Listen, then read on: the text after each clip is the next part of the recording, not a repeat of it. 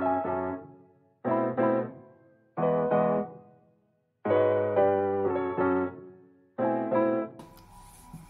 evening, everybody. So I am reading letters from South Africa to the world, from people that feel they've been silenced and don't want to show their face, and we're just trying to get word out, and it's documenting some lives.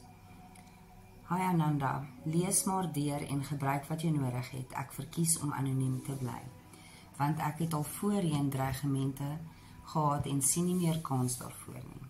Ek bly maar onder die radar. Eerstens wil ek jou graag bedank vir jou tyd en moeite wat jy insit om vir ons anders 'n spreekbuis te wees. Dit word opreg waardeer en ek hoop dat ons sal geslaag in die doelwit. Ek woon in die Kaap en die massa teen ons sal nie weet hoe dit gaan uitspeel as die dag wat ons moet vertrek na die VSA. So, al wat ons kan doen, is om te vertrou op God se beskermende hand. Afgesien van my werk oor die jare, was ek al verskeie kere tussen die massas vasgekeer in ontluste, maar deur vinnige optrede het ek elke keer relatief goed deurgekom. Ek glo ook, ek het 'n engel in die hemel wat my beskerm. My vorige baas het altyd gesê, sy bakkies is verseker, so hy worry nie, as ons in die donker vroegoggend of laat aande na werk in die lokasies moet ry, om werkers voor hulle huise op en af te laai nie.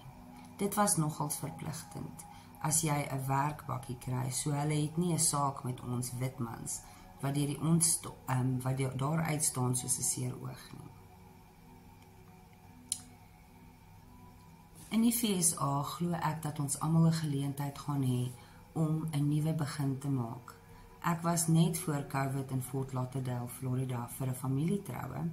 'n Week voor die troue in lockdown en die venue is gekanselleer en ons sit vas daar vir amper 4 maande.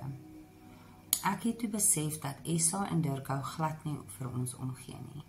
Baie van die jong mense wat daar werk op skepe, golfbane, hotelle en au pair werk doen, was ook gestrand. Ek het ook gesien hoe Florida se governor dit hanteer. Ons was nie gehok nie, so ons het gegaan kamp by Jenny Springs. Gaan Google dit, tubing, vir 'n paar weke. FL, Florida, het net 'n stay-at-home order gehad. Die vliegtuie het gevlieg, want ons moes Washington toe vlieg om ons repatriasie vlug te kry na Johannesburg. Dis regtig 'n ander wêreld en daar is baie werk vir almal. Selfs mense wat rakke pak by Target, Walmart, is wit, so glad nie soos hier nie. Die wit mense doen alles. Ek sal hierna liewers Engels oorslaan met dit wat ons vir die wêreld kan vertel. Dankie. Why I want to request refugee status in the USA. This is just some incidents against me as a white male in South Africa. I still affect my daily life and prevent me from living my life as I would have if I had the freedom. We are currently all disadvantaged. Number 1, in 1990, I was hijacked of my vehicle by 3 Bravo males in Jubo Park, Johannesburg. I was stabbed with a knife, forced out of my vehicle by 2 other young militant Bravo males.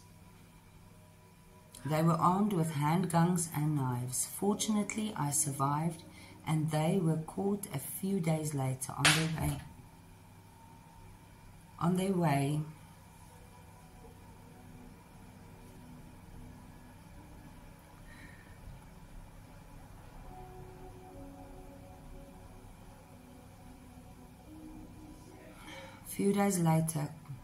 their way to Swaziland border by Highway Patrol and SA Police.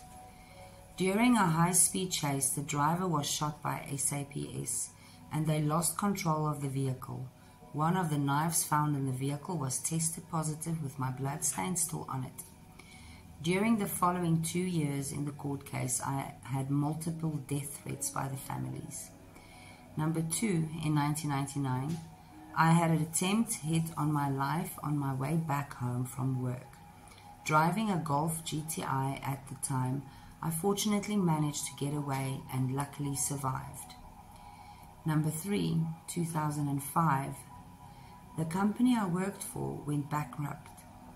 Black empowerment appointment in the managerial position. I was jobless for 2 years thereafter. Number 4. In 2010, I was retrenched after the economic slowdown and all non-core business was halted. I was unemployed until 2016. I worked freelance doing odd jobs wherever I could find at the time. Number 5.